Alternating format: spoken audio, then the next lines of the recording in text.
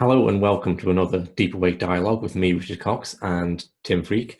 Today I'm going to be asking Tim about his book, The Jesus Mysteries, which he co-authored nearly 20 years ago with Peter Gandy, and made the audacious claim that Jesus wasn't an historical character, but a kind of literal mythical figure.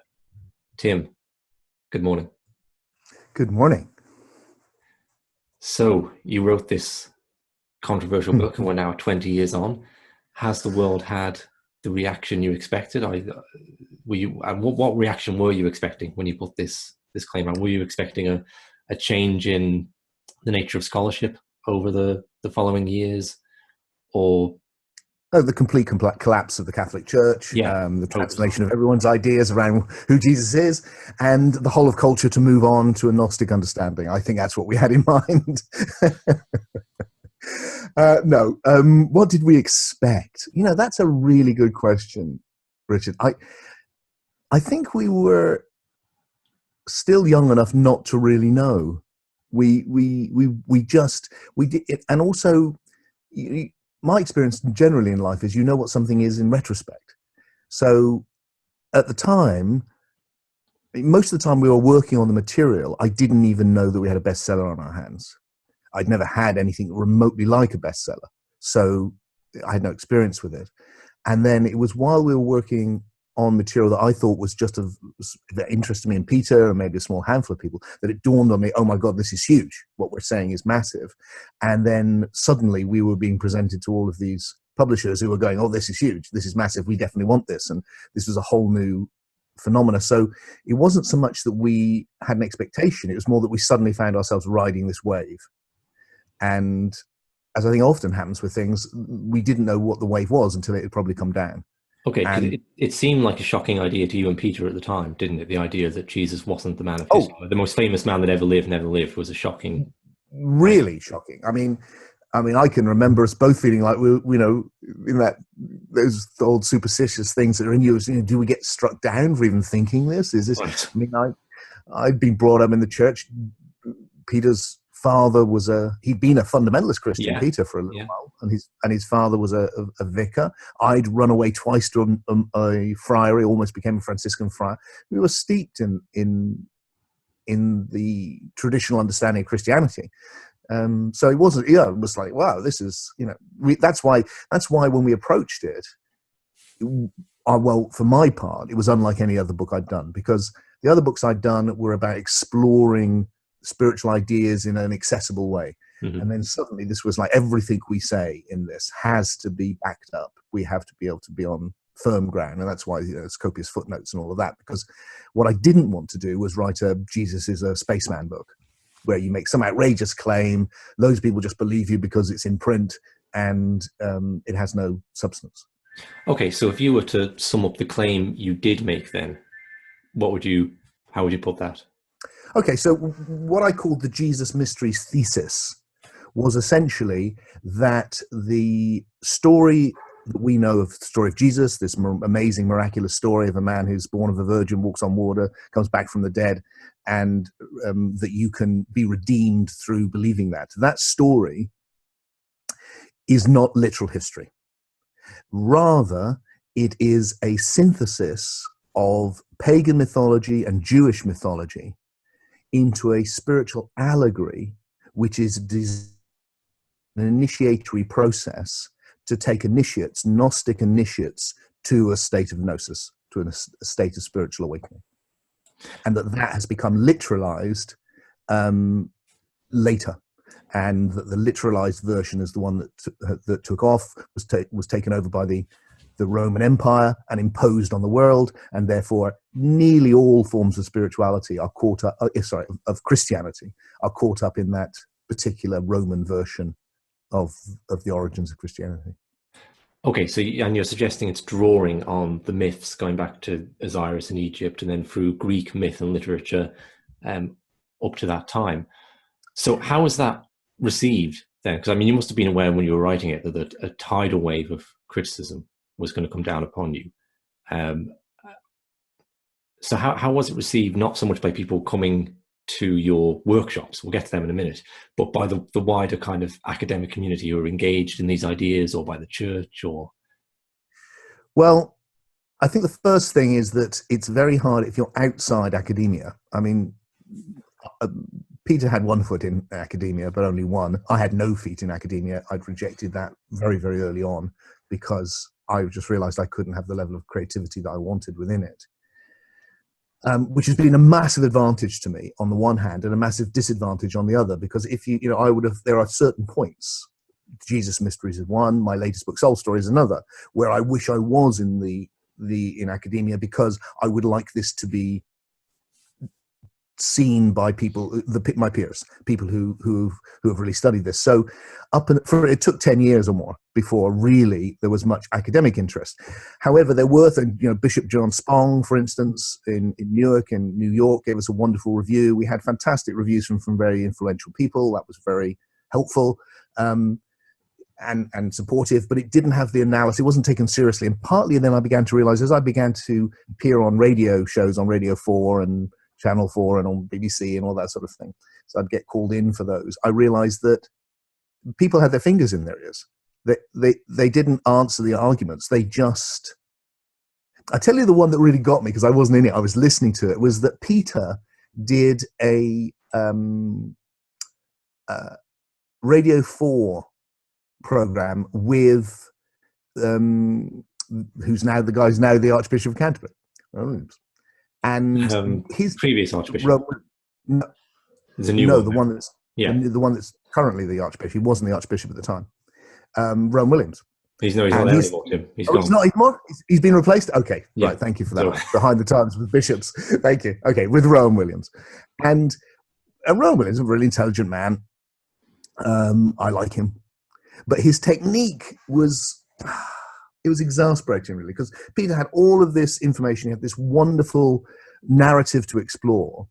And Rowan Williams' technique was to talk very, very slowly and reassuringly about how these ideas have been muted before. And really, there was no need to take them seriously. And it was just like a reassuring uncle going, don't listen to this, don't listen. And my feeling was that this is just not good enough.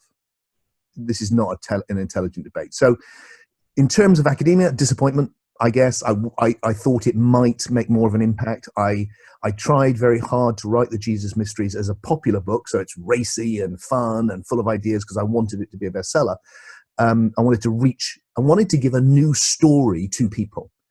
One of the key things, I think, in all my work, actually, and that I brought to the project with Peter, my particular thing, is you don't change people's minds by arguing against something.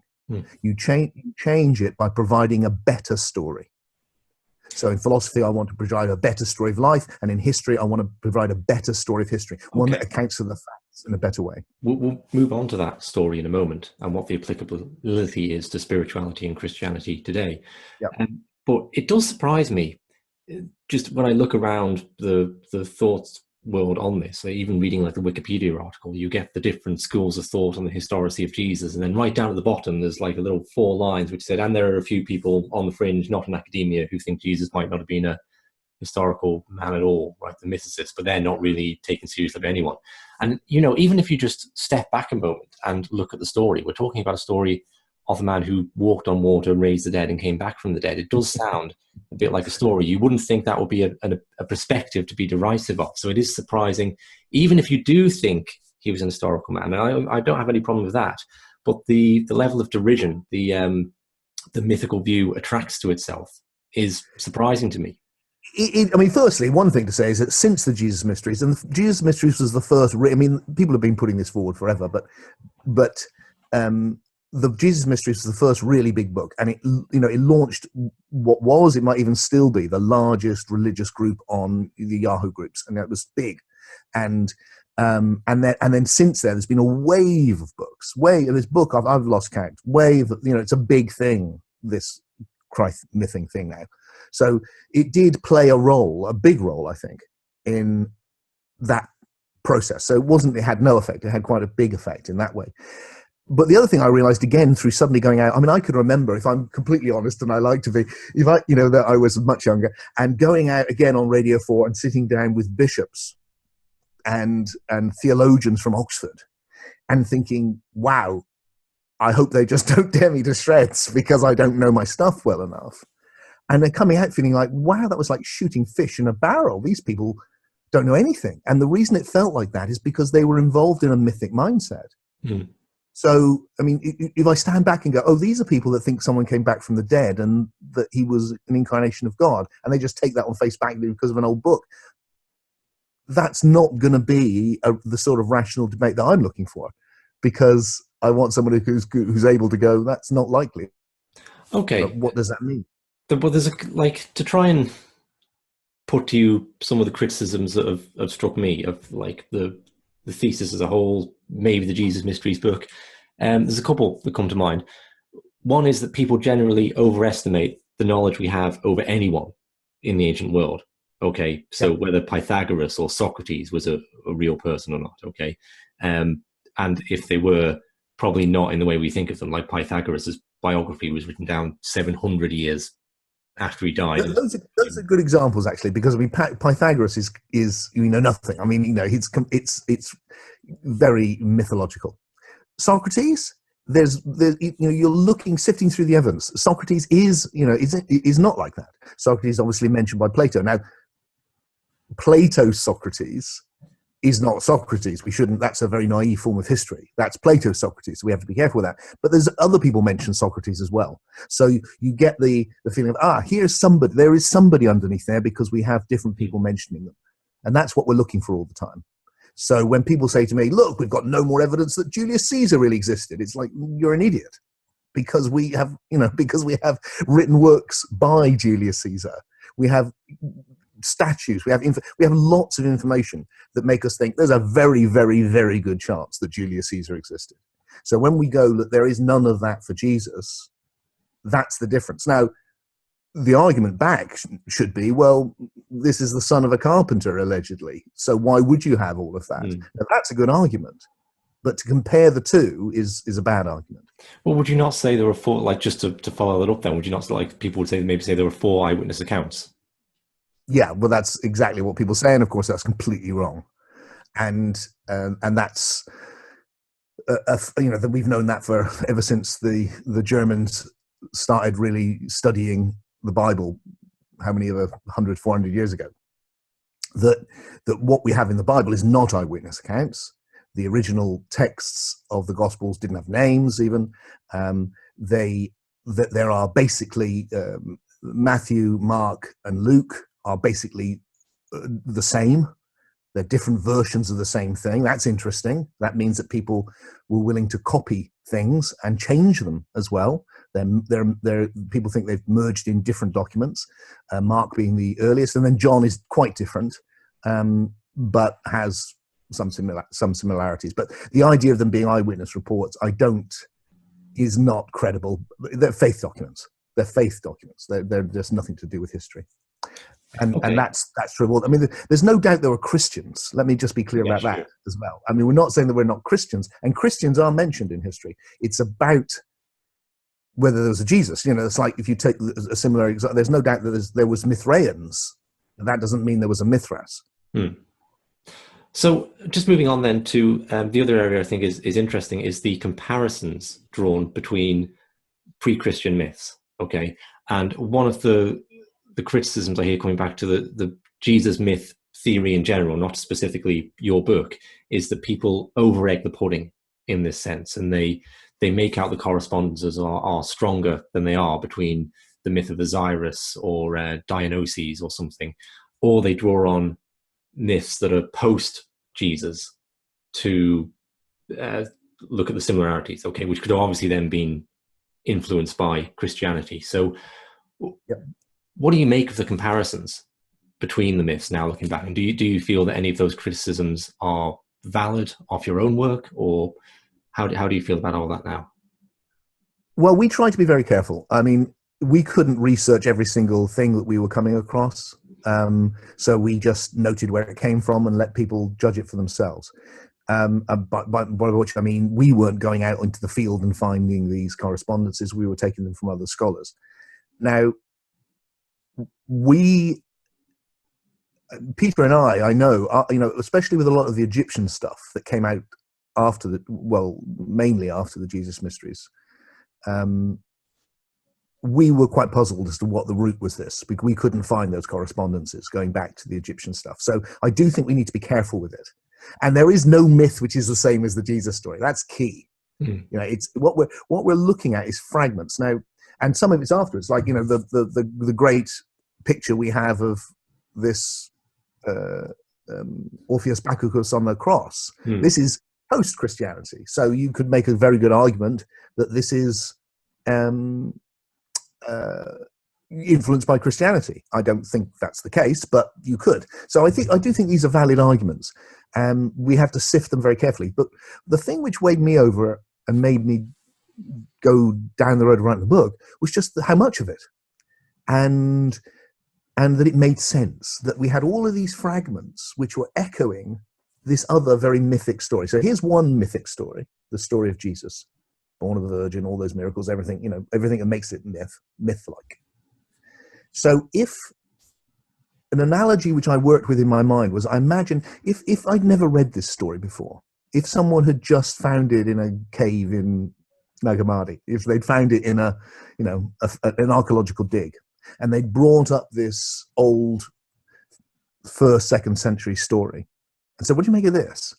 I think scholars would look at it and go, oh, this is interesting. This looks like a myth. It looks like it's a myth very similar to the intertestamental myths, which combine Jewish and pagan mythology. Look, we can see these motifs. Did they definitely take that from Osiris? Who knows? Probably not. They're just in the air.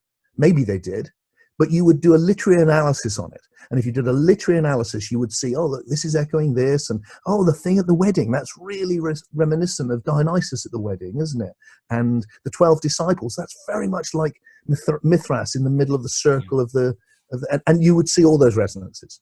And which ones actually affected the people that created it? Who knows?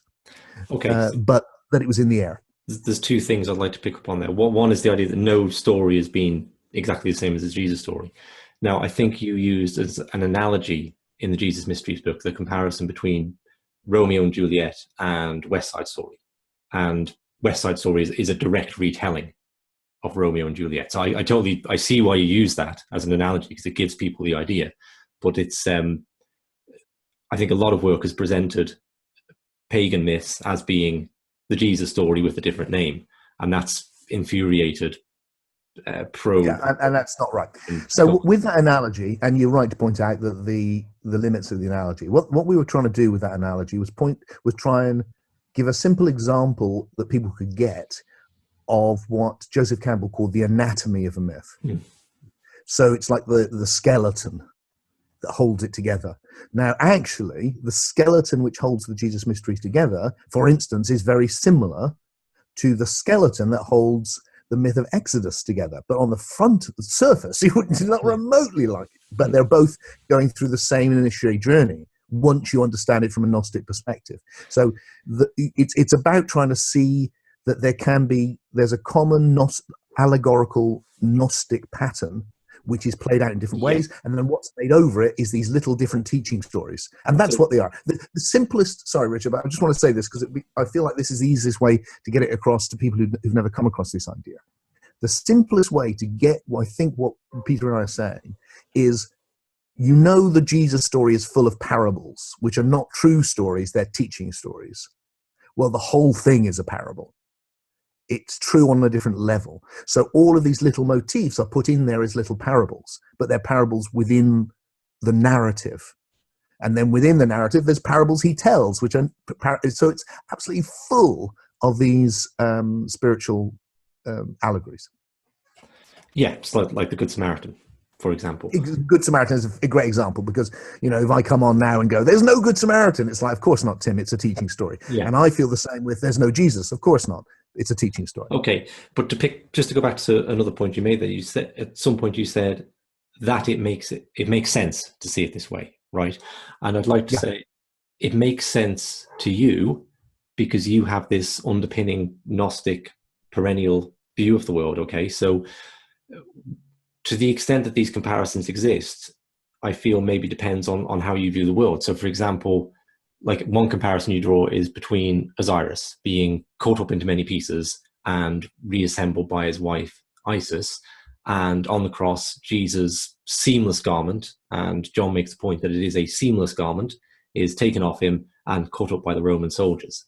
Now, if you have an underpinning mythical view of the world, perennialist view, kind of we're all coming from one consciousness, you look at that and go, oh, okay, yeah, these are both symbols for the one mind. So Osiris symbolizes the one mind of God that becomes all the different fragments of the dream, and that's what John, or the beloved disciple, whoever, is doing in this gospel. He's saying that the garment is divided up, so that represents the oneness. But I totally see how you can see that comparison if you have this underpinning philosophical view. But I can also see how someone who doesn't have that could look at those two things and go, "What? Oh, come on, that is stretching it." You know, that's and you know, I think completely. If it was just that, I would go, "Come on, really?" And because I would. I mean, I can remember when we were starting work on this, and the pagan stuff, was coming from Peter Gandy's research as a classicist. Yeah, that's where it started coming from. So he started bringing me these resonances. And I can remember I was saying to him, "I'll put some together and I'll have a look through them." This is very early on in the process, before we had the Jesus Mysteries thesis or any of it. We didn't know what we were looking at. Probably at that time, we thought we were looking at something which was overlaid on the real story of Jesus, like most people. And when I looked at some of them, I was like, "Really, Pete? I don't think this is strong enough." But then as we began work together in earnest, it was the sheer number. And then once you've got that, then it's interesting. Then it's like, oh, maybe this is a resonance too. Maybe that's a resonance. But you can't hang the theory on something as flimsy as that. Well, no, but my point being, do you see why people who don't have the same kind of worldview that you do may never get it? Or may never see it this way, because they don't have that. If you don't think there's one consciousness that's dreaming the universe into existence, then you're not going to see the Osiris story as being symbolic of that, and you're not going to see a comparison. So are people, in a sense, locked out of seeing things this way by their worldview? Look, I think people, yes. Look, it's notoriously difficult for people to see anything other than what they already think. It looks like most people don't get very far beyond the culture they're born in and the assumptions that are put into their soul by their culture very early on. It takes quite a jump of awakening of doubt to be able to do that. Now, culturally, we are doubting more, and that's making it easier for us, not in other cultures. So, look, it's really hard for people to even hear something which contradicts something which is fundamental to the structure of their world as they see it. And this is a very Gnostic thought, of course, as you know. I mean, this is why there were these different levels of initiation. So, for the Gnostics, the outer mysteries, which become religion, are for people who are to be taken literally. It's not a problem.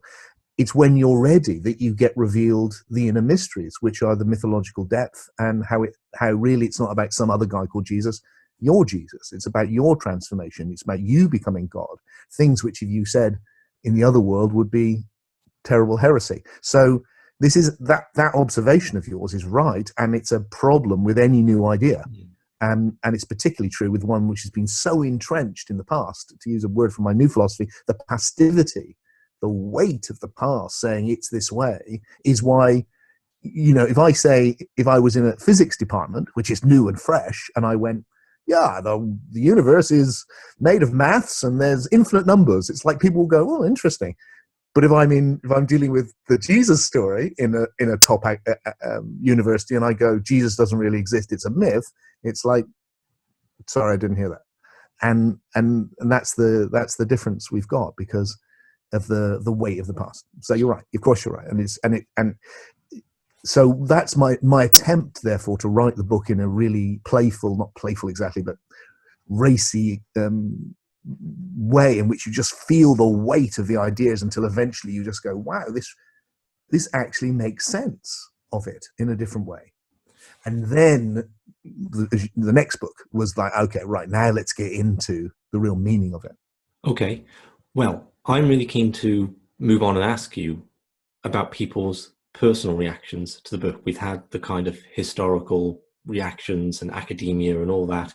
I'm really keen to move on and ask you about the reactions of people that have come along to your workshops and seminars, because lots and lots of people have, after being influenced by this book, and what the implications are more theologically for the church, and how it could be potentially a good thing for the church to embrace a more mythic view and transcend some of the theological sticking points within Christianity. But I think maybe it's a good point to cut it here, and we'll do that on a separate recording so people have kind of bite-sized chunks. So yeah, we'll do that pretty soon.